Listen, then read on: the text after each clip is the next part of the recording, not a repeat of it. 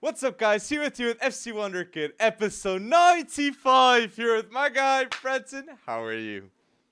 What did I just watch? What just happened? This whole last week of football, especially in the Premier League, I have to say, first, hi Alex. Second, that was possible. This is why the Premier League is still possibly the best entertainment product in all of world football. I mean, that between Arsenal beating Bournemouth at home in the most dramatic fashion and Manchester United delivering that, which we'll talk about shortly. Liverpool, though. And Liverpool coming back from the dead. Oh, my goodness. I love football. That's all I have to say. And if you want to see more podcasts, don't forget to like this video and subscribe to FC Wonderkid on YouTube. Hit the link in bio on TikTok, people, because we're going to talk about Liverpool, Arsenal, Remontada, City, United, what just happened, and Atletico, Real, and Barca news, and even a bit of PSV. So hit the link in bio, people. And I'm excited because, yes, Man United just suffered the worst defeat in the history of the Premier League. Man United suffered the worst loss in the Premier League history, okay, with 7 goals conceded. Okay, this is unprecedented. And Darwin Núñez and Cody Gakpo are the first duo to score a brace against Man United since 1910. These two are making history, and it's the beginning of a new rebuild at Man United. Oh my days, I wanted to say that.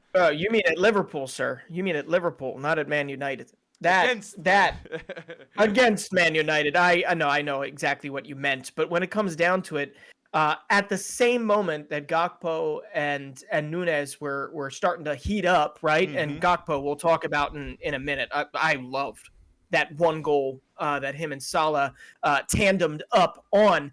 But we have to give the man his credit where credit is due. Mo Salah now has surpassed Robbie Fowler as the all-time leading Premier League goal scorer in Liverpool history. 129 goals with 2 on the day to hand, as you mentioned, United, their worst loss ever. And let's be honest, it was their worst loss when it was 6-0.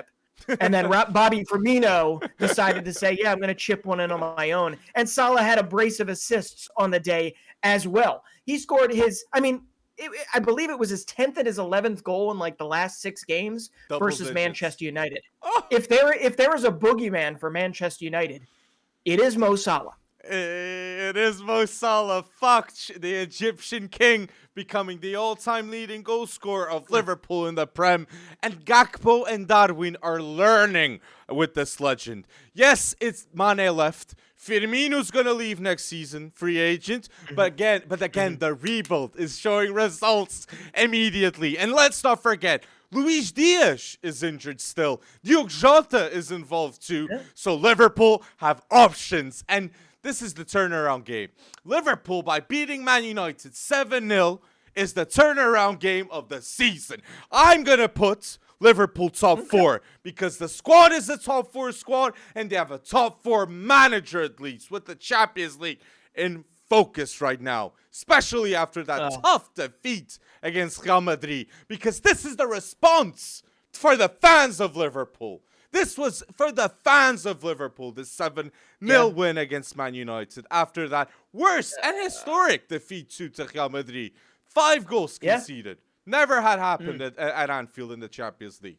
So I see. It is crazy. It is crazy. I mean, Cody Gakpo looked like a completely different player today. I mean, he, I believe, now has like 4 goals in his last 5 Premier League games. They have a mini unbeaten streak. I see the momentum. I see that it's nice, but I think there's a lot of fans out there that would have liked them to maybe, I don't know, win this game 3-0, move on and save a little fortune for the next few games because they are going to need it. I don't think have you looked? They have Bournemouth away next, Liverpool, I believe. But then they've got Liverpool has Manchester City away, and then they have Chelsea away, and then they have Arsenal at home. Ooh, tough fixtures. No, they have Arsenal at the Emirates, I believe. I think. all I can say is that the next 4 or 5 games are going to tell you exactly what you need to know, whether or not Liverpool will exactly finish top 4, because 7-0 against Manchester United is wonderful, but it also is only one fixture and earned them exactly 3 points. But they needed this change in mentality, they did. Especially after that Real Madrid loss. I'm gonna say that, and even too, like this is a player too, a legend at Liverpool that deserves to be talked more. Andy Robertson, that he is like, how many assists does he have? Andy Robertson has 56 Premier League assists for Liverpool. These are historic numbers too, and only Ashley Young has more assists than Robertson in Premier League history. He will leave as a legend and a bargain that was bought in the club era. So everything that I see happening, it's because of the club era. And that's why I believe in that club will get results long term. Because even this team, it's young. You have Konate, Trent, Bajcetic was on the bench. He's still young. Darwin, Gakpo. Like, there's a lot of young options. And Robertson never had a substitute on the bench. And Tsimikas delivers just that. So I see an overall squad improvement for next season with Liverpool, okay? And it was a needed rebuild. Just like Man City, that we will talk forward. But yes, for United, very tough, man. Very tough. And Garnacho even scored that goal midweek. Garnacho, that in my opinion, one of the best Premier League Wonderkids, no doubt in my mind. 18 years old, and to see now worst with this hair, sorry? Worst hair, though. I don't like that new hair. Oh, man. No. But it brings confidence to him. Foden did that in the past, too. I hear you. Another guy that's heating up, right? All eyes on me. I like the celebration, too. So it's a star boy. But you know, there's something that did come out of that fixture. And I don't know whether or not it just got me thinking, like, the last time United won the Carabao Cup, I believe Jose Mourinho was in charge, correct? Yes. And I believe that aside from that Europa League final win or loss, or what was it? I forget the win. That win, yeah. The Europa League win, I believe that was kind of like the last day or the last moment in time that Mourinho actually saw eye to eye with Manchester United ownership, right? The rest of it was kind of just like waltzing through, just hoping things would kind of sort themselves out, and in the end it clearly did not. And I'm just wondering, you know, maybe there's a little bit of a Carabao Cup hangover here. But United did have a fixture in between this, right? They Ten Hag and United, they dispatched West Ham pretty easily in the FA Cup. And then they show up to this, and I am going to say this is going to come across as weird, I guess, after what we just witnessed and how world-class Salah was and how world-class Gakpo was and how world-class Darwin was and all these guys that have these targets on their back. But I'm going to say it. Manchester United was not as bad as that 7-0 scoreline. There was a lot of insane, weird, like unfortunate mistakes and like bounces, caroms off of somebody's back that lands right into Mo Salah's path. Like, I am not taking anything away from what Liverpool just delivered, because when they got the chance, they put the damn thing in the net, right? Exactly. But when it comes down to it, that was just one of those, and this is trying to spin a positive here for Manchester United, and especially for Ten Hag, who like was lost for words. Maybe you just forget about this and you move on, because frankly, that was, I don't know, if it wasn't going to be 7-0, it was at least going to be 3-0, 4-0, 5-0. That just had just getting crushed all over it. And every little thing that happened, there was the Licha Martinez slip, right? Mo Salah tied him up. Don't get me wrong, but he did not put him necessarily on skates, right? He slipped. Then Luke Shaw had possibly one of his worst games in a Man United shirt in a very long time, coming from a guy that's been very good for them for the most part of this season. Okay. And you had other guys like it was so shocking, right? It was just so shocking. Varane not closing down fast enough. There was just so many different things that happened. So I'm not being a Man United apologist here. But at the same time, if I were Man United, I would say we're going to forget about this. We're moving on to the next one, Exactly. and move. Yeah, And that's get what's this going to done. happen. I think Ten Hag, Oof. Casemiro, Martinez, Varane, a lot of leaders are in that squad with experience. And I do expect Man United to come back, especially with Rashford, with this whole confidence, that he has now.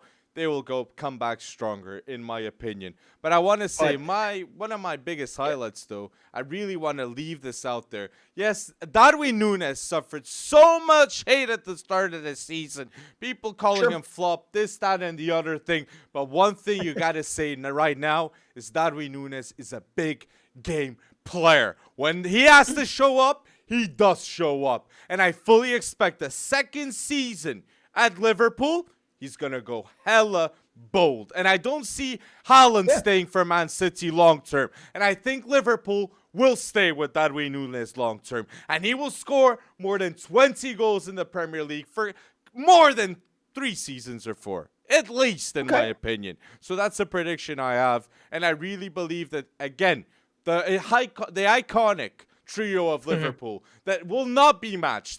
It's one of the best trios I've ever seen with Salah, Firmino, and Sadio Mane. It needed to suffer a rebuild now. And now we're going to see Salah, Darwin, and Gakpo with Luis Diaz on the bench, with Diogo Jota on the bench. And this is a great forward options. So I wanted to say that from the pod. And we mentioned West Ham because I just want to say Brighton. Oh my days. How doesn't West Ham sack David Moyes? But I want to say Mitoma. Mitoma is definitely one of the biggest bargains this season in football. Oh my days, the Brighton recruitment went hella bold with that one. And he already has 6 goals scored in the Premier League. I am excited to see what's going to come for Mitoma's future. Not just for Brighton, but in his career. So I wanted to what a player. I'll extend the Mitoma love to all of Japanese football right now because there are quite a few prospects all around continental Europe that are currently at the tippy top of their game. And if you want to know another name that you haven't seen before, go take a look at Keito Nakamura, who plays for LASK in the Austrian Bundesliga. He's the next person. I bet you Brighton might actually snap him up. But I was, if you weren't going to say it, and I'm really, really glad you did, Brighton simply blew West Ham out of the water. Okay. And 4-zip, Alexis McAllister. Then they also, not even, the ink hadn't even dried off of that 4-0 scoreline. And what does Brighton do for their fans? Caicedo extension. Exactly right. They signed Caicedo to an extension for 2027 that at least either guarantees that they can keep McAllister and Caicedo together a little bit longer, or they guarantee that they get paid extra well when it comes, because that 60-70 million that they turned down earlier, that ain't going to be what it takes to get Caicedo away from Brighton any longer. Not at all. Not at all. So it's a long-term project at Brighton, as it seems. Even Lewis Dunk was the right decision. I'm shocked. Absolutely. Absolutely. And what I don't understand, though, talking about West Ham, there are a lot of people that actually believe David Moyes when he says, David Moyes, this was his defense of that 4-0 loss. It was, if you like us when we're making it to Europe last year against all odds, then you should also like us when we're getting threatened with relegation. Okay, he didn't say it as eloquently, but I don't agree with that at all. Of course. The issue being David Moyes right now. If you get rid of him, who's next? And I've got a ready-made person for you. Okay, West Ham. Not quite a legend at West Ham, but he was pretty dang good. He was a legend more at Manchester United. He was a legend more at Tottenham, okay? But Michael Carrick took over Middlesbrough when they were 22nd. They are now 4 points out of automatic promotion in the English Championship. If I were West Ham, I'd give a blank check to Will Still. That's what I'm saying. That's what I'm saying right now, man. I think the fines are a little bit stiffer here in the Premier League if you don't actually have your top tier, UEFA Pro license. But I think he'll get charged like 250,000. And Will Still right now has the longest active unbeaten run in leagues. Okay, in the top 6 leagues with 18 games without losing. Will still at 30 years old for Stade Reims, okay? Huge. He's It's 25K. That's fines But- for Stade Reims per game for not having that coaching Well, okay, license. so my addition to the conversation here is that it should be Michael Carrick, who played for West Ham before he went on for United. He was at United as an assistant for a long period of time, even as a caretaker, right, for a little bit. True. But he has done wonders with Middlesbrough, and if they get promotion, West Ham could do worse. I think a lot of West Ham's fan base, though, feels like they deserve somebody a whole lot more established. Right. Exactly. If you're But at the bringing same time, Scamacca, yeah. Paquetá, you need a manager that can manage these international superstars. And David Moyes, I don't think he's that guy. If it's a team with Antonio, Jared Bowen, Declan Rice, these English, these British players, he totally understands them. But the international landscape, he's limited. He's limited, David Moyes. Well, he is, and it is bizarre, right? This isn't like a mid-table, we're not going to finish right outside of European spots type of year. We are directly threatened. Our existence in the Premier League is directly threatened. And I still see a lot of West Ham supporters saying, Leeds is worse. These teams are worse. Bournemouth is worse. They might be right about that in terms of on paper, but none of that matters until after fixture 38 when you're looking at it and whether or not you're above or below the red line. We've seen better. Yeah, we've seen better teams get relegated. So and Leicester was playing bad, but look at them now. Yeah. Look at them now. Yeah. Honestly, but Brendan Bournemouth, and even Fulham, a lot of people were going to say relegation battle. Right. They're the top 7 battle right now, even that. But one more thing I got to bring up, just before we move on from Brighton. Do you remember this when we talked about Brighton and what they needed in the Premier League? Okay. We talked about a striker. Brighton needs a striker. Danny Welbeck, okay, he did have a goal against West Ham. Evan Ferguson injured. Evan Ferguson got injured, but he's got 3 goals this year. But you look at it and you look at what they've accomplished already this year after literally watching their whole coaching staff get poached, I tell you, by Chelsea. They bring in De Serbi, and they bring in Matoma, and they've now got, ready for this? This is like how you work as a team. You've got Matoma with 6. You've got McAllister with 6. You got Pascal Gross with 6. You got Solly March with 5. There's a myth, and that myth, I guess, has been busted, okay? And they've got Evan Ferguson on the come-up. I don't think they need to go buy a striker any longer. They got Evan Ferguson on the come-up, and they've got plenty in the tank, plenty of goals coming from teams. And that's De Serbi's that's exactly what he wants. He wants everybody chipping in, and that's what's happening here. They have more. You ready for this? This is the last I'll talk about Brighton. They have more goals already in a Premier League season than they've ever had before. This is Brighton. And there's 15 games remaining. There are 15 games remaining. They have 43 goals. Unbelievable. Okay? Best team ever. McAllister, Caicedo. This is the best Brighton team I've ever seen. Personally, and talking about historic moments, it was historic for me watching this Arsenal title race. What a game it was! Arsenal against Bournemouth. Definitely, I'm gonna say this. This is definitely Reece Nelson's boldest career moment ever, scoring against Bournemouth in the 96th minute. That is insane. 1 goal and 1 assist, and that goal came out of nothing. Miracle for Arteta. And it showed the resilience. It showed the output that the team when they wanted that goal. And I want to say, the Arsenal squad in the Premier League has this mentality, in my opinion. We have 12 finals to go. And that's why I'm going to put Arsenal favorites to win the Prem. No doubt. No doubt Arsenal are favorites now to win the Prem, because Jorginho, Trossard even, they're showing results off the bench. And Arteta, this team showed extreme resilience. Extreme. So just get those extensions too with Saka too and Saliba finalized. But it's the mentality. I was shocked. And seeing Reece Nelson, what a comeback. Oh, absolutely. I mean, this kid has played 85 minutes. Reece Nelson has played 85 minutes for Arsenal all season. Okay? Three appearances. He's got 3 goals, 2 assists, and he's the architect of one of the most entertaining remontadas that we've seen in the Premier League season so far. Second, believe it or not, only to, you ready for this? Arsenal, less than a month ago, against Aston Villa, down 2-0, winning 4-2 with multiple goals in injury time. Okay, so Arsenal it seems like it's like that type of a fateful year, but at the same time, to play kind of devil's advocate with all of this, Arsenal better get their stuff together because you got to start winning these games, and you can't have a remontada every time out. At some point, I wouldn't call it luck. You make your own luck, but at some point that fortune will run out, and Manchester City is just waiting to pounce. So I'm just looking at it like February 18th, down 2-0 to Villa. They won 4-2, and now we're doing this again already on March 4th.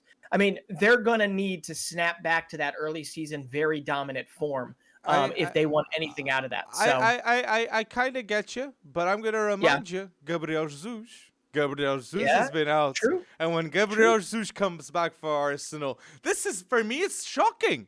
He's like, okay, if you think, like, it's noticeable that Gabriel Jesus ain't there. But if he was, Arsenal would be even better than they are right now. Martinelli, Odegaard, Saliba and Gabriel, that partnership growing. And even Fabio Vieira.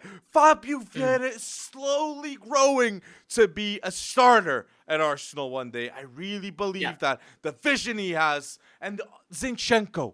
What a signing it was. So I think Man City, by letting go of Zinchenko, Gabriel Jesus, Cancelo on loan, they're suffering a rebuild, just like Liverpool did. I see Bernard Silva leaving in the future, Gundogan leaving in the future. So Guardiola has other problems in his mind too.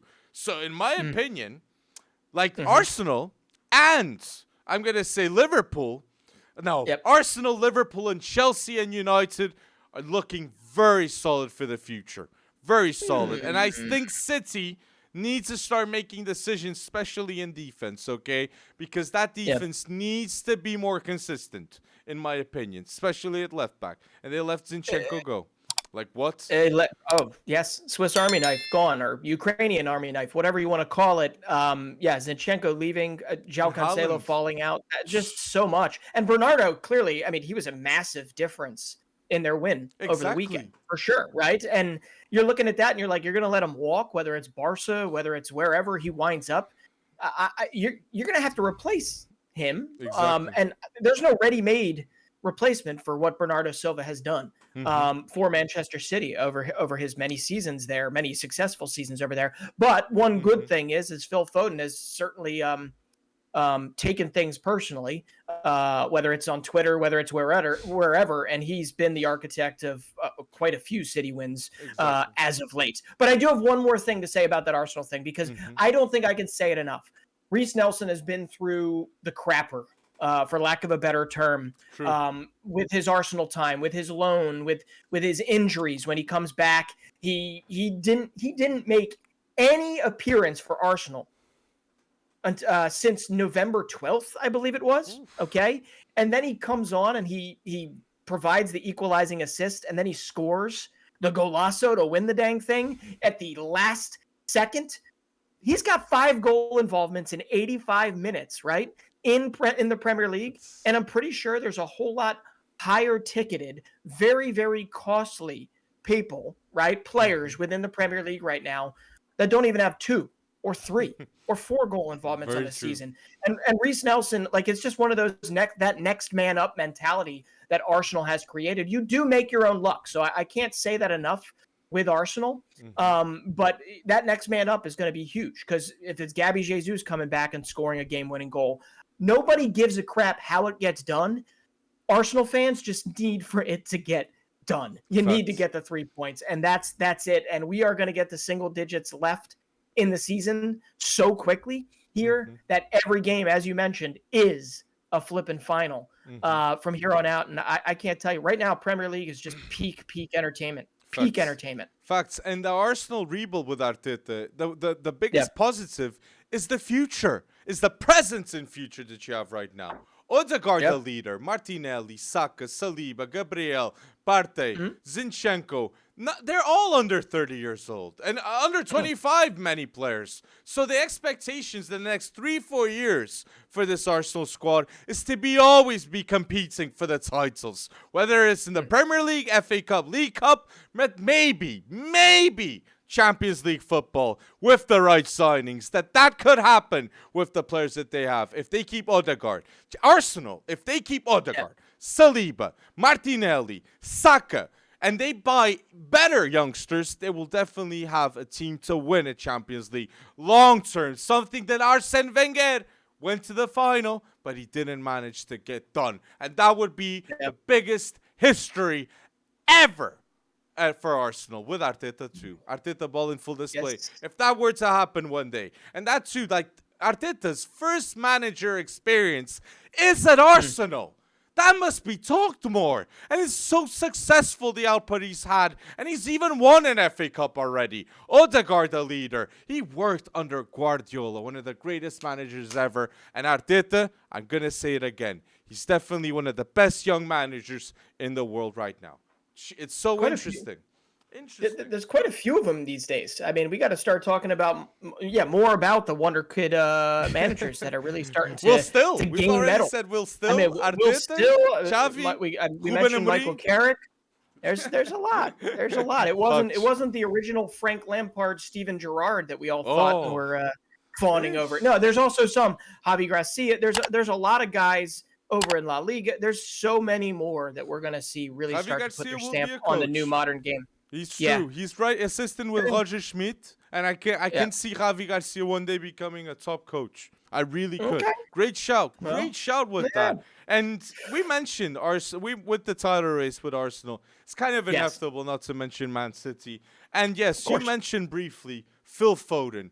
And the biggest difference from City a few games ago is Phil Foden right now. If Man City win the league, I am sure it's because of Phil Foden's impact he's had. One of the most talented Englishmen, not just in this decade, the last 2 decades, ever. That dribbling, Stockport Iniesta for a reason. And Phil Foden, for Man City, he has 57 goals and 38 assists at the age of 22. That's a legend in the making, and he will stay in Man City. And England, come on, trust Phil Foden. Must start every game for England in the future. And Rashford too. Rashford too. Just want to say that too. Yeah, well, I'm gonna that first goal, that goal against Newcastle. I'm gonna call that the Stockport slalom. Because he slalomed through those defenders and finished right. I mean, it was just a beautiful, beautiful goal. And it's one that I'm certain, you give the keys to Foden, he will score that goal more often than not. The issue is Manchester City isn't necessarily built on moments like that. But you better be glad that you've got a Phil Foden when Kevin De Bruyne is honestly not having the best start to 2023 that we all expected. I'm going to say it right now. Kevin De Bruyne looks fatigued. He looks tired or jaded or whatever you want to put it. He's still, don't get me wrong, he had several moments where he could have put that game out of reach, right? Several moments with Newcastle. He also had several sloppy moments that are just completely uncharacteristic of Kevin De Bruyne. So I don't know whether it's maybe locker room stuff that's happening. I don't know whether or not he's just, played too much. After the World Cup, Kevin De Bruyne looks very, very different. That's a fact in my opinion. And I think Man City have to rely on Foden. They have to rely more on Julian Alvarez. And, of course, Erling Haaland must deliver what he's expected to do, that is to win a Prem and to win a Champions League. Because if Man City don't win a Prem with Erling Haaland in that squad, people are going to blame him. They're going to blame him, especially if he doesn't win this season and the next season too. Because at Dortmund, he didn't win the league. Also, and at Red Bull Salzburg, everybody wins the league at Red Bull Salzburg. Shout out to Benjamin Sesko with that hat trick. So Haaland must 7 minutes. Exactly. 7 minutes. Haaland must get it done for Man City in the Prem. So this is what I gotta say. I said it with Liverpool, but I really believe this is the start of a rebuild at Man City. And just like Liverpool are having a shaky season, Man City are too. Bernard Silva's gonna leave. I said that, and the transition with Gabriel Jesus and Zinchenko leaving, that was hard. Those are hard. Two players, hard misses, okay? And then you see Rodri speculation. You see Ruben Dias injured for a long time this season. Rico Cancelo problems. Rico Lewis now expected to deliver more. So Guardiola's management is just so hard right now. Guardiola won the league 4 times out of 5 years. That is unbelievable. And of course, the squad has to be very different since he won the first. Now, when he's fighting for the 5th time, it has to be a very different squad. So naturally now, Bernardo Silva, Cancelo, and Aguero not there, Jesus leaving, Zinchenko, it's going to be a very different squad. So I just wanted to say that. It's got to be. And, maybe he could give a little more playing time to, what is it, 7th place, 7th ranked Julian Alvarez, right, in the world best. Carlos Borges. Just kidding. I know. Play Carlos Borges. It's going hella crazy for Man City's under 23. Yeah. I'm sure Carlos Borges he'll leave. Carlos Borges will leave Man City. Top 3 teams in Portugal, man. Porto, Sporting, and Benfica. Go sign up Carlos Borges, one of the best young Portuguese wingers in the world right now, under 18. What are the numbers for Man City? Here's how it's going to go, Alex, okay?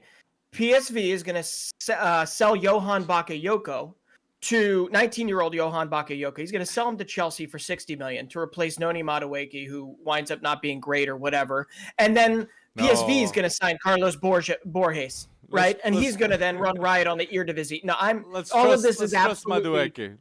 Madueke. All of this is absolutely tongue-in-cheek. I'm not going to trust a single signing at Chelsea. What? Until they get their manager figured out. I'm sorry. I'm not going to, because Enzo can't manage the team. Madueke can't manage the team. Graham Potter needs to either be given some actual license to do something there, or they need to. I'm telling you, this 1-0 win over Leeds. Okay, Leeds had better XG than them. I know that means nothing. Better expected goals. Okay, but when it comes down to it, okay, that was not necessarily a dominant win. That was not a dominant win in any way, shape, or form. And that is one of those damned if you do, damned if you don't moments. That win for, I think, like half of the Chelsea fan base was like, well, crap, we just won, which means Graham Potter is going to remain our coach. Important win, though. Important win. Of course, needed win. Of course it is. but at what cost in the future? I just don't. I don't get it. With Chelsea, though. It was Fofana scoring that goal. So the young players at Chelsea in the future, you got Benoit Badiashile, Fofana, Reece James just in defense. And you got to point out, the leader of the midfield and of the future of Chelsea is Enzo Fernandez. And you can see it on the pitch. He's on a different level. And he's going to develop even more at Chelsea in the Premier League. Enzo Fernandez is a baller and a world-class player in the making. In full display. In full display. And when Kante comes back and Kovacic too more involved, the Chelsea midfield is going to look so much more solid. Because Mason Mount news, I see Mason Mount, I think he's going to leave this summer. He is going to leave. Conte too, in my opinion. I mean, no, Conte might extend. I think Conte might extend. Why would you want Conte to extend, considering how oft injured he has been? Because I saw Enzo with Florentino. I think Enzo with Conte for 1-2 years is a good option. Or I won't say the main option, but it's a good option to have. A good option to have. Healthy. If he's a bench player. But Florentino's been an absolute house for Benfica. He's been an Iron Man for Benfica. I agree. N'Golo Kante has been at some point, but the last 2-3 years he's barely been existent. I agree with your points, but if Kante is a bench player, and I do believe that Chelsea need leaders. That's one of the biggest problems, I believe, of this Chelsea squad is the lack of leaders. Sure. And I think a Kante extension, I know, I understand him starting long term wouldn't be the best maybe, but just having him involved with the team, Enzo needs quality midfielders next to him. And right now, I agree. it ain't working. It ain't Right. working. And it's like Enzo, he's a different timing, different level from all the team around him. And even like the month of February for Chelsea, I'm going to say it's one of the worst months I've ever seen of a top English team ever. Ever. They scored by 1 goal. Exactly. Yeah, outscored by Lukaku. Exactly. Is that the fun tweet? With 2 goals. With 2 goals. And they're the loanee. And Lukaku's the loanee that they got rid of to play better football. Man. So that's why people are pointing fingers nonstop to Graham Potter. And I do understand, damn if you do, damn if you don't, winning this game against Leeds for Chelsea fans with Graham Potter because of the options we see in the news. Zidane, Luis Enrique. I see Hansi Flick, some tabloids say. But Zidane, Todd Boehly, just give him a blank check because this man is bold and he's going to go bold for Chelsea, man. The man management he would have in the squad would be insane. And the quality of Zidane in terms of tactical knowledge, again, at the levels of a Guardiola. Listen, pigs will fly before Zidane is Chelsea boss. What? I'm just going to say. Luis Enrique. There's no way. Luis Enrique. Could you? No, I don't even know if Todd Boehly will go get him. I honestly, I think there's more of a likelihood Carlo Ancelotti comes back for a season or something. He gets De Zerbi. You know, oh my God, that would just Brighton. Brighton, do not pick up the phone, Brighton. Do not pick up the phone. No way, absolutely not, because they'll take another 10. They're going to start taking the cafeteria staff before you know it. I honestly don't know the best new boss, the best whatever. To be honest, there's more of a likelihood that Graham Potter winds up being somewhat mildly successful before they go on their ways. I have no clue, but I still believe in Graham Potter as a actual coach, maybe not coach of Chelsea, right? I just think that he was thrust into a situation that got so turbocharged and so out of his grasp and beyond his depth that it's almost not even his fault. Now, his responses and how he answers questions and how he talks kind of nonchalantly about things and kind of passes blame sometimes, that is his fault. 100% that's his fault. But in terms of like this situation that he was thrust into, I don't know if anybody except for maybe 1 or 2 people on this planet currently coaching that could have met this challenge dead on and won their first 6-7 games in charge or their first whatever games in charge with that many new signings. It has been unbelievable at the myriad of things that they've had to build through. And they still don't look anywhere close to the finished product, obviously, because they traipsed around and they barely beat Leeds United. True. Barely. True. So for me, the biggest thing with Chelsea, if they get that Kante extension done, I believe that Chelsea next season, mandatory, I'm going to say it again, they must get a striker. Okay? This team is all Mudryk, Enzo. Then you have Reece James, Bernard Badiashile, Fofana. You got all these players around.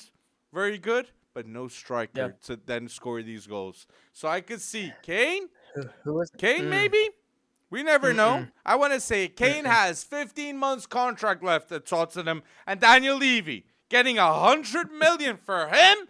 He's going to, if he gets that, it's the biggest finesse deal in the history of football. For a 15 months contract, that only Chelsea will pay that, if that happens. So you think Harry Kane Chelsea over Harry Kane Bayern or Harry Kane Chelsea over Harry Kane Manchester United? I think he stays in the Premier League to beat that Alan Shearer record, Harry Kane. Personally. The only two teams that can pay for a striker and need a striker is United and Chelsea. Or the fact that Spurs are still asking for $100 million with 15 months left on his contract is pretty ridiculous. But at the same time, this is what the Spurs world has to deal with right now. Okay, they have to deal with what wins in the Premier League versus West Ham and Chelsea, and then they wind up losing to Sheffield United in the FA Cup, and then they literally get scored on by Adama Traore. You know things are really confusing in your headspace when your team gets beat by Adama Traore, who can't hit the side of a barn most of the time. Okay, the broadside of a barn most of the time. So Spurs is a very, very confusing place to be right now, and yet they are obviously still in the running. But what a loss! I mean, what a loss to Wolves of all teams. Mm-hmm. To Wolves even more so, probably about to lose Costa for the rest of the season based on his injury, right? And they go through strikers as if I don't know. I mean, they injure their striker. They have no striker essentially. True. Okay, I know Raul Jimenez is back, but ultimately Spurs is so confusing. And if I'm Harry Kane, I am looking to engineer a move, and I am likely, as you just mentioned, likely going to stay in the Premier League in order to try and chase Haaland Shearer down. Do you really think, though, Chelsea is the place to go? Or I think the more ready-made team coming off the back of their worst Premier League loss in history is Manchester United. I'd say the team would make more sense for Kane. Could be United, I agree. But if I were Man United, instead of Harry Kane, I'd get Victor Osimhen from Napoli. I'd spend that 100 million, and I'd say to Daniel Levy, I prefer to spend to Osimhen, younger and more prolific this season than Harry Kane. That's my bold mention. And with Wolves, you mentioned briefly too. Yes, Wolves. What is this problem, this curse they have with strikers happening recently? And they even relied, like a few years ago, to Fabio Silva at 17. Yeah. Fabio Silva played for Wolves at 17, and he was considered a flop by many people that didn't know football, to be honest. Because if you see Fabio Silva in the youth league for Porto and playing for Porto at 15, unreal levels. And now for PSV, 3 goals and 1 assist in his last 5 games. He is back, and even for Anderlecht, he was going bold too. So Johan Bakayoko's going bold, Fabio Silva's going bold, and the biggest talent at PSV is Xavi Simons with more than 20 goal involvements already. Every top team in Europe wants and must want to sign Xavi Simons from PSV. What a remontada of a career leaving PSG to PSV. Wanted to mention that too. And there's so many connections of what you just mentioned there. But in terms of PSV and the youth, I'm going to add Jared Branthwaite in there, the center back that is kind of broken out for them. He's on loan from Everton right now. He's on loan from Everton. Do you know how bad Everton needs depth and defense right now? And they just ship them off. It's the same as Fabio Silva leaving when they pick up Costa and bring him in, and now he's injured, and they don't have Fabio Silva. Do you know how many Wolves people were in our comments on Twitter basically tweeting us saying, we wish we had Fabio Silva back. We wish we had Fabio Silva. Why can't we do this? Why can't we have a striker that does this for us in the Premier League? It's likely on you, Wolves. Yep. It's likely on you, Everton. And when it comes down to it, Fabio Silva was at Anderlecht. Guess where Johan Bakayoko was before he actually signed for PSV? Was at Anderlecht before that. So, there's a lot of things where PSV, we can laugh at the Eredivisie if we want. We can laugh at whatever. But my goodness, if you're watching youth players take their next step I mean, these are the best teams to go to. And that's why it's so shocking to me how many Argentinian players are just flocking to the Premier League right now. Right? It is pretty shocking when it comes down to it. The Garnacho getting his chance. We all know Garnacho was not developed by United, but at the same time, Garnacho's in there. You got Perone, who just signed for Manchester City. You've got Enzo, 22 years old. I mean, there's a lot of young Argentines there that are joining up, whereas previously, wouldn't you have all seen them in the Eredivisie first, right? Or La Liga first? I don't know. But anyway, long story short, what I'm trying to say is I agree with you. I mean, PSV, Ajax, whatever you want to, it is such a great developmental structure that people are forgetting about. Now that 2 people that could be helping their team avoid relegation are currently balling out for PSV Eindhoven in the middle of a very entertaining Eredivisie title race. And that's Branthwaite, Everton, and Fabio Silva, Wolves. So, great shouts. And because we're mentioning, even you saying about Eredivisie players showing their talents, in the Portuguese league, Benfica bought for 15 million Frederick Arsens from Feyenoord. And I'm going to say right now, in the world of football, that was one of the best signings like this season. I'll say that. Yep. It must be talked more, like, crucial for Benfica this season. And he, against PSG, against Vinch, and right now in the Champions League, Arsens is instrumental. I really wanted to give that shout. And Gonçalo Ramos too. Gonçalo Ramos has 21 goals and 8 assists this season. And if we count a hat-trick in the World Cup, that's 24 goals scored this season. Gonçalo Ramos is one of the best strikers in the world of football this season, and he's 21. 21! So Benfica, just like Darwin left, Gonçalo Ramos is going to be bold numbers too, and deservedly so. He just... You still backing up your 100 million euro price tag? 100 million might not, but I'll say this. Look, it might be objectives. I'd say 80. I said the Noon Man's right. If I'm being honest, I could see it leading to 100, just like Darwin. Just like a Darwin deal. Similar. So, yeah, I could see that. Very opportunistic, Breton. Absolutely. And Benfica, once again, I mean, they don't miss a beat these days. And that, Arsnes, I can't say his name.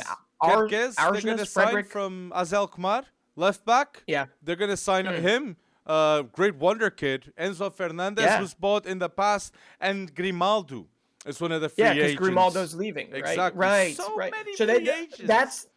That's their left back target, is Kerkez? Exactly. Kerkez, exactly. So they'll have a great signing. They have Tino. Yeah. They'll have, but let's see. I think Benfica, they're going to do great deals in the future. And João Mario, 19 goals scored this season. João Mario is one of the most prolific midfielders in the world of football right now. At 30 years of age, he's having his best season with Roger Schmidt Ball. People talked about Enzo leaving. Talk about Arsens and Romario. Come on. Yeah. And Grimaldo. And it's not even close. It's his best production in I don't know. There's not even another season where João Mario got even close to what he's doing right now for Benfica. And the funny thing is about Arsnes, I can't say his last name, is I think I only really started paying attention to him when I actually won his card on So Rare. And for those of you that don't know that, we can talk about it offline. But when it comes down to it, man, I've actually been looking up more about what he did at Feyenoord and about why Roger Schmidt wanted him so much. And you're right. I mean, he's been that unsung hero multiple times this season, especially in the Champions League. Mm-hmm. He's been phenomenal for them in the Champions League. So I mean, how far do you think Benfica can go here? It all depends. It all depends. I think Benfica only loses to Bayern Munich and to the winner of the No, I think Benfica only loses to Bayern Munich or PSG or loses to Man City. I think Benfica has chances to the winner of AC Milan. AC Milan, who was it? Frankfurt. I think Benfica can pass against the winner of AC Milan Frankfurt. Benfica can pass with the winner of Dortmund Chelsea, I think, too. And I think Benfica will only struggle with Bayern, PSG winner, or Man City winner. And Real Madrid, of course. So if they manage to avoid these, they'll win. They'll win. Dortmund is also looking pretty good these days. You think they'll beat Dortmund? Benfica beats Dortmund this season. I'll put that out there. It's not just Enzo this season. Tino is the player in the Champions League with most interceptions. Gonçalo Ramos has 21 goals scored. João Mario, elite season. Grimaldo, one of the best seasons of a left back. So Dortmund, or Chelsea. Chelsea could win the game too. Dortmund's going to... Okay, listen. Julian Brand has been playing more like Kevin De Bruyne than Kevin De Bruyne has been playing like Kevin De Bruyne. Okay, this 2023. So far in 2023, that is absolutely true. Okay? What a season Julian Brand...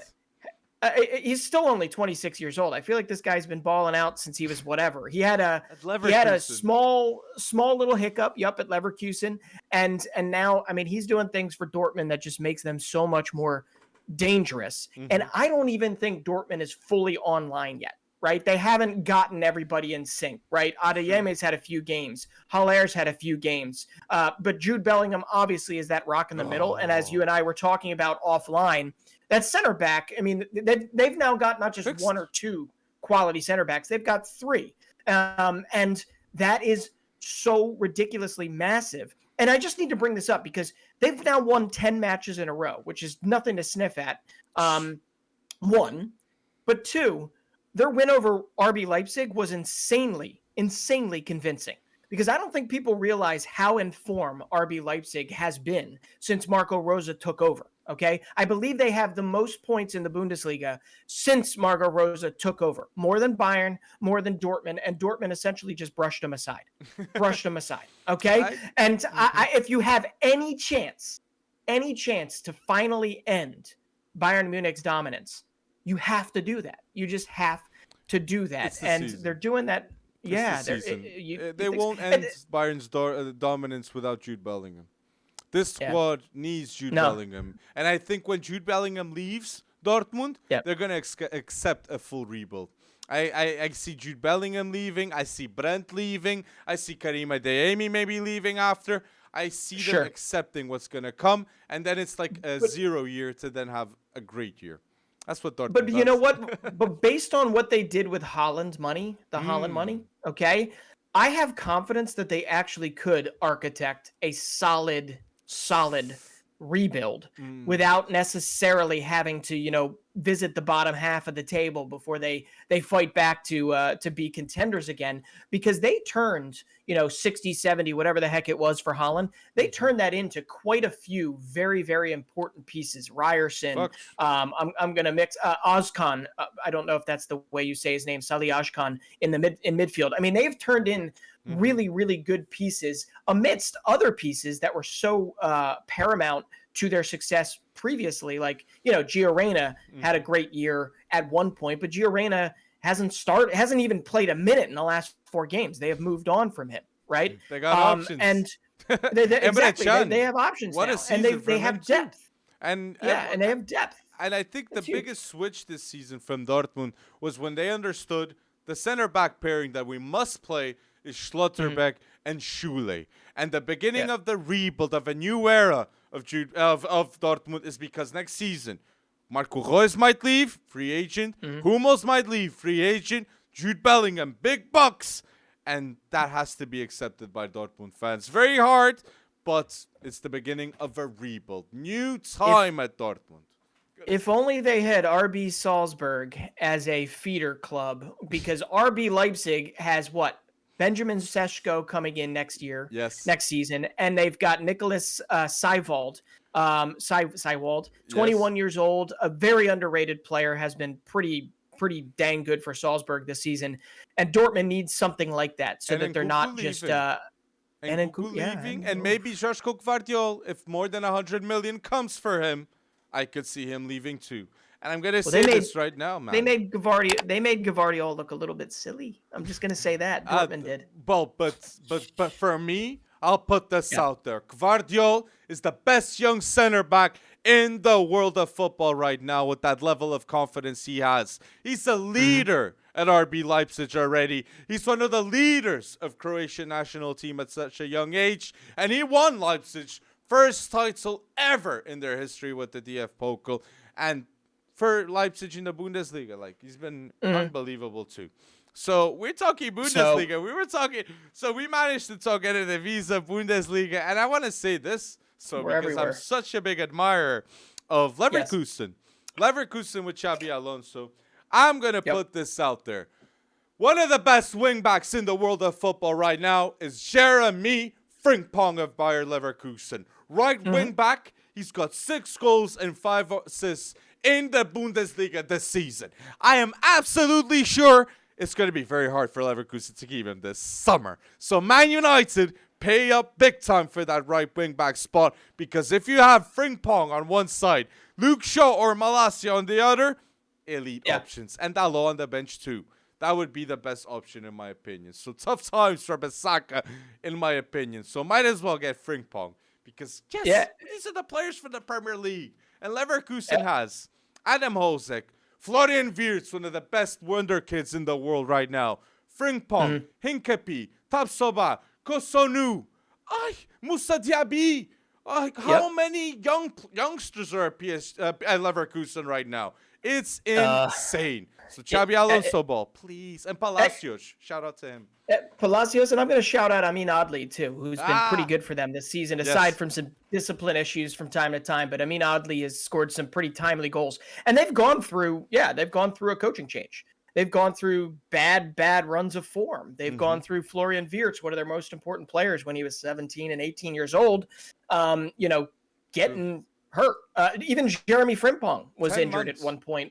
But Frimpong has been, you're 100%, has been possibly their most consistent player this whole entire season. Definitely their most consistent young and most dangerous young player on their squad. But we got to remember where Frimpong came from. Frimpong was he was a Manchester City academy player before he landed at Celtic. He was at Celtic for a while and barely really played at Celtic, but impressed enough. And I think he made like a 10 million euro move to Leverkusen. You're going to sell him now. You're getting at least 4 or 5 times that. So Sancho, you got Sancho, you got Frimpong, you got Brahim Diaz. This Man City Academy had so many quality youngsters. Romeo Lavie, unbelievable. Gavin Bazunu. Man City Academy will be known as a top academy in long term. Definitely. If they ever play them. You got Foden and Rico right now, and that's it. It's mad. And free agents too right now in football. You have Firmino's going to be a free agent, Roy Zumels, Tielemans, and the biggest free agent of them all. He won a Ballon d'Or. Karim the Dream Benzema. Who will sign him up? Because if he leaves Real Madrid need to sign a striker, and I don't see strikers to level Benzema. Only Erling Haaland. And he will stay at Man City, I believe, next season. But the next one after next season, that might happen to Real Madrid. That might happen because of the poor results of not having a Karim Benzema. So, what's going to happen? I wonder if Karim Benzema has been watching the first couple weeks of Major League Soccer. I think he's more likely to join Man United than the MLS, please. He might. I could also see a return to Lyon. I could see PSG going after him, but more specifically, I mean, it'd be nice. It'd be pretty poetic if Benzema went back to Lyon, to where he, got his start. Next to Ryan Cherky. That'd be cool. I don't think that would be simply amazing. I would pay a whole lot of money to see that for 2 years, a year and a half, whatever, until Benzema decides to hang it up, because Ryan Cherky has turned into easily one of the most dangerous attackers in Ligue 1. Now that he's actually getting time, and the last time he started to get some run out, right? Cherky, I believe he broke his foot or something and was out for a long period of time. So it is so good to see. I mean, you look at his stats every game. He has taken men on, and we're talking like 7 to 11 dribbles completed in almost every game on average recently, and it's only just started for Lyon. So, but Benzema back in Ligue 1 is not a terrible shout. That would put Lyon competing with PSG maybe next season. Lacazette though is doing a good season at Lyon. He is, and we'll see if he can repeat that. But Here's the reason why I bring up Major League Soccer. Leo Messi is likely going to be going to Miami. I know that we're kind of skeptical about that, but the fact of the matter is Don Garber, who is the commissioner of Major League Soccer, has come out after an incredibly strong start, especially attendance-wise, TV ratings, the new Apple deal, a lot of these new clubs really online. Miami looking good. St. Louis just came in. Garber said something very, very important. He said we'd move essentially heaven and earth. We would break rules. We would bend rules. We would bend salary cap rules to obviously bring Leo Messi in. They're going to do the exact same thing for Benzema if it's possible, because there are ownership groups in Major League Soccer that are willing to spend and take the extra financial risk to bring in a guy like Benzema. And then he could go to Saudi Arabia. I could see that happening, man. I could see that happening. You do have that. You do have that, but man, Major League Soccer's on the up. This new Apple deal is just beautiful, and it's the first time in their history, Major League Soccer, that there were two games. Would have been 3 if LA was able to play on opening day, but they had a ridiculous winter storm in LA. They would have had 3 games north of 65,000 in attendance for the first time ever in history. Big if stadiums. LA was able to play. Big stadiums, and there is a growing, incrementally, not exponentially, but there is a growing interest in the States in soccer and in football. And World Cup 2026 is only going to just throw it into hyperdrive. I swear to you. So Benzema could wind up in Major League Soccer, but I agree with you. It's more like 65% that he winds up in the Prem or re-signing with Real Madrid. Let's see. It's always a possibility resigning. I could. Let's see. Modric, I think he's gonna resign. Kroos might stay too. Leaders at Real Madrid, but I'm gonna say something happened at Real this season, this week, and it was the FIFA Best Awards. Unbelievable, criminal. Vinicius Junior not even being in the top 10 of the FIFA Best Awards, 11th position. And then I look at the list and I see Julian Alvarez, superb striker coming up from Man City and a great World Cup, but by no means he should be ahead of Vinicius Junior that was instrumental for Real Madrid that won the Champions League. And the other player, Emiliano Martinez, went bold in the World Cup too, completely. But the FIFA Best Goalkeeper should have gone to Thibaut Courtois. That Champions League final, he equaled in saves. Like almost like what Emiliano Martinez got in the World Cup in all games, just in the final. So Thibaut Courtois should have won. So disrespect towards Vinicius and Courtois in the FIFA Best Awards. Yeah, man. And if a normal season is 9 months long, what you're saying with Emiliano Martinez being above Thibaut Courtois is you're saying that essentially the World Cup is 9 times more important than a regular season. Oh my days. Right? And because come on, it's a month. Don't get me wrong, Martinez was absolutely faultless, right? In that World Cup for the most part. But believe it or not, I don't even know if he, from a prevented goals standpoint, was the best goalkeeper in that tournament. Right? There were other goalkeepers that were just ridiculous and consistent. Exactly. And that doesn't take away from Emiliano Martinez. It's just what Thibaut Courtois did in that season. I think you have to give consistency in terms of a period of time over one ridiculous, wonderful month that Argentina will remember for the rest of their lives. Well, and it's again, it's the FIFA Best. Let's see. I don't want to go for this talk about the FIFA Best. But in the future, I'm sure there's going to be a time and place in which we're going to have this talk about the Ronaldo respect and disrespect that I think happens. But if we're mentioning Real Madrid, we should talk about too Barca. That in my opinion, this season, Barcelona's biggest win is the defense, okay? Long term, the defense of Barca will have Ter Stegen, will have Balde, will have Ronald Araújo, and will have Jules Koundé and Christensen. Such a big positive this season. I have to say. Chelsea. Thanks, Chelsea, exactly. Left foot center back. That is great to watch. And Barca, again, the European competitions, they didn't go bold without Ronald Araújo, without Koundé. But next season, Xavi, all eyes on me to get the European Championship results that people are expecting for Barcelona. And the big thing with Barcelona is they need to keep their stars, but it's going to be very, very difficult. And I expect Frankie de Jong to leave Barcelona. I don't expect Lewandowski to leave, but Frankie de Jong, I wouldn't be surprised if he were to leave to a Man United or to another team that would make sense in the Premier League because they have the money to spend. And Barca choose maybe for Frankie de Jong to leave because of the financial situation, but they choose to keep with extensions Gavi, they choose to keep Pedri, they choose to keep Koundé, Ronald Araújo, and Balde. So they choose the present and future of the club. So these are 5 players I mentioned right now, and they're all going to be involved with Barca long term. And I'm sure La Masia will continue and will grow in involvement with Xavi the more years he's there, because he'll know more about the Lamine Yamal, right? Lamine Yamal playing first team football. Xavi's putting big expectations on this youngster, and I wouldn't be surprised, honestly, if he plays first team minutes in the next 1-2 years. And he's like 15, am I right? So he is, Ed. He's a wizard. He's an absolute wizard with the ball. But I'll tell you what, in the UEFA Youth League, there were some. I mean, Barcelona got kicked out. there were some absolute upsets. Lamine Yamal could not stop it.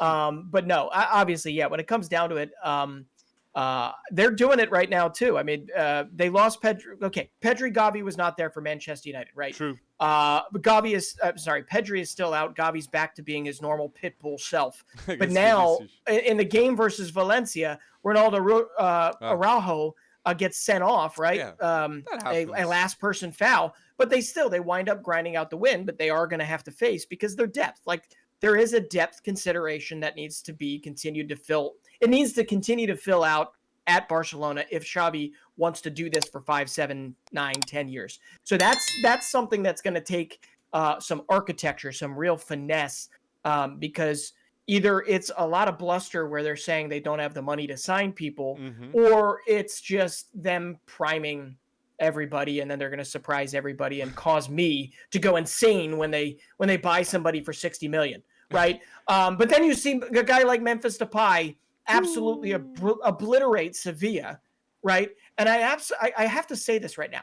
Has it ever happened where Sevilla, who is still in the running to potentially win the UEFA Europa League, I'm not saying I think they will, but they are in the running to win the UEFA Europa League, okay?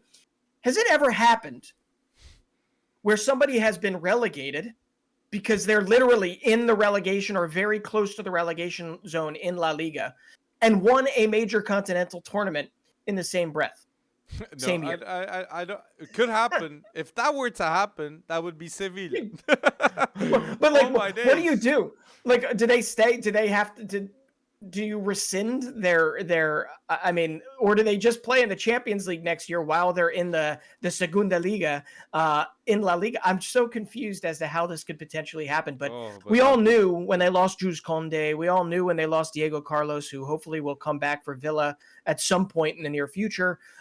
We all knew that they were in for a tough reawakening. But they've got guys. They've got Nesri. They've got some guys that really should be doing a whole lot better than they are. And my goodness, they're atrocious. They're absolutely atrocious to watch in La Liga this season. So, but Atleti, I think Atletico, when they signed Depay, gives me kind of the vibe of the David Villa signing in the past and the Luis Suarez signing in the past. Instant impact, wants to prove a point, and he can play at a high standard because we see him playing at that level for the Dutch national team. I think Depay to Atletico de Madrid will be seen as one of the best transfers in the next 2 years in football because he's going to score mad number of goals. Mad number. And Felix ain't staying at Atletico de Madrid next season as it seems. So even when you're mentioning Ronaldo Araújo, he got that sent off. But Ronaldo Araújo is no doubt in my mind the worst enemy of Vinicius Jr. on the pitch. Every time they play against each other, Vinicius Jr. doesn't show up against Ronaldo Araújo. I want to say that because he's so fast, physical, he can't compete. It's impossible with Ronaldo Araújo. I'm going to say that. I really like him, man. For me, top center back. And that Copa del Rey, I mean, Barcelona, I thought Barcelona was the home team. I didn't know what the heck was going on. Real Madrid did not look like, they looked like a team that, like, this isn't fencing. What are you guys doing? Gavi looked more fired up than the whole starting 11 for Real Madrid. And I actually get it right now. There are people that they're not quite calling for Carlo Ancelotti to get sacked, but they are saying that Carlo Ancelotti looks as if he's kind of like already checked out. At the end of the season, I don't think Carlo Ancelotti is going to stay. I think Raul is definitely an option, but put in the comment section, people. Klopp, who'd you believe will coach? Klopp would be so insane leaving Liverpool. Who'd you believe will coach Real Madrid of all the options? But this is what Real Madrid thought they would have Mbappé, and the truth is they don't. So give that number 7 jersey to Vinicius Jr. and get Haaland when Benzema leaves, because you will need a striker next to Rodrigo and Hendrik, feeding the beast that is Erling Haaland. So I pitched that because Mbappé right now for PSG is a club legend at 24. Mbappé became the all-time leading goal scorer of PSG with 201 goals. Legend for France, legend for PSG. He's won a World Cup already, and we all know he wants to win that Champions League at PSG, but enormous levels at 24. Unbelievable. Absolutely. And I'm going to add to that 95 assists too, because you can't forget like how absolutely involved he has been before. Mbappé. I mean, he won a Ligue 1 title with AS Monaco before then moving to PSG and making them the dominant, force that they are currently, understandably so, because, you got Mbappé, you got Neymar, you got Messi. But I do have to ask you, is it more to you a testament, his 201 goals, is it more to you a testament to Kylian Mbappe's legendary status, or is it a testament to the fact that PSG doesn't necessarily have this rich history that is currently getting built at this moment since they discovered the gold mine that is their ownership group? I think for Mbappe, it's special because it's the city of Paris. It's not even being... It's PSG, yes, is becoming a historic club, but the city of Paris has told so much history for the world. And doing it in his home country within France, I think Mbappe wanted to get that done. And how many assists? 95. And 201 goals, Mbappe. So that itself is legend status for life. Okay, for life. And he's going to be a billionaire off those contracts that PSG have given him until now. So I think, I think he's checked. He's going to check. And then he goes to Real Madrid, hopefully. But let's see. But if Haaland goes, changes a lot of things. Because that's true. And you've only just started saying that. We actually feel like Erling Haaland might leave Manchester City soon. It's soon. Soon is not this season. The next, after the next season, I wouldn't be surprised. I wouldn't be surprised. Let's put it that way. As much as I like the tomfoolery and what he was doing in that match versus Newcastle, man, was he getting under Bruno Guimaraes' skin. Oh, at the end. Yes. Oh, my days. The corner kicks. I think it was 5 corner kicks in 1 minute. The strat was Grealish to Haaland. Erling Haaland is turning into one phenomenal villain in everybody's story. But I'm with you. Yeah, if Man City does not win a Premier League title this season, there will be a lot of skeptics, including probably Manchester City fans, that look at this and say, Erling Haaland, while he does sometimes feel like a cheat code, he also involves us changing and kind of morphing around Erling Haaland. Once again, if you watch that game versus Newcastle, there are so many runs that are left unfed for him. He runs in behind, and Rodri doesn't pass. Nobody passes it. De Bruyne doesn't pass the ball in behind. And I don't know if it would have worked, but he did the same thing at Dortmund. And Dortmund are stronger, for the most part, with Haaland having left. Oh, okay. That's bold. And I do. It is a bold statement, but it's also, it might not be 100% factual, right? But at the same time, there's definitely an argument to be made that Dortmund, to get better, had to have Haaland leave. Okay.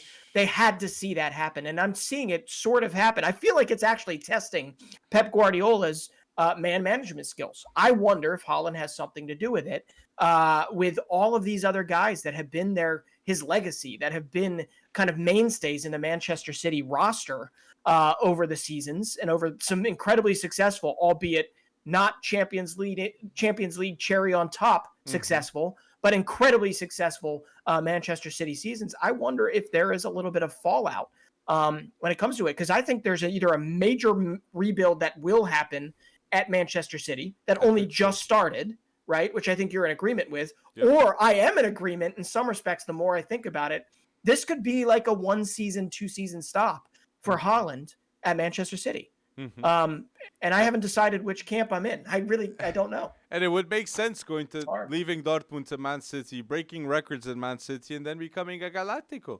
That the trajectory for Erling Haaland, he will be seen as one of the best players in the history of football if he succeeds at Real Madrid as a Galactico, and especially after breaking records for Man City, if that were to happen. But put in the comments section down below if you believe Haaland will leave Man City in the next 2 seasons. It's unbelievable. It's just a prediction, people. Okay. And do you have any shouts, Bretson? Last shouts in the in the pod? Sorry.